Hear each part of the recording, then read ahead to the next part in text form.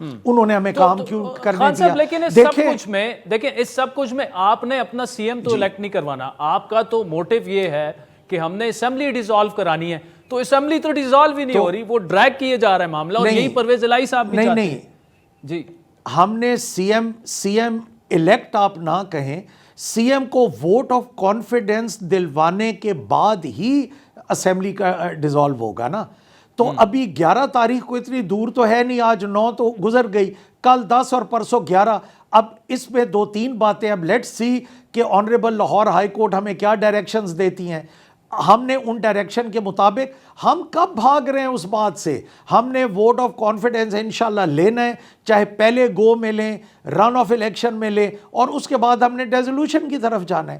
یہ تو بڑی کلیئر کٹ بات ہے، اس میں ایمبیگوٹی کسی کو ہونی نہیں چاہیے۔ میں صرف رانا ثناء اللہ صاحب کی بات کا جواب آپ کو دے رہا ہوں کہ آج جب 22 بلز ہم نے پاس کی اور اتنی ہیوی لیجسلیشن، یہ میں ریکارڈ پہ آپ کے شو کے ذریعے کہہ رہا ہوں کہ پنجاب کی تاریخ میں کبھی نہیں ہوئی، اور ہم تعداد میں تھوڑے تھے، اور وہ تعداد میں اگر زیادہ تھے تو انہوں نے یہ لیجسلیشن کیوں ہونے دی؟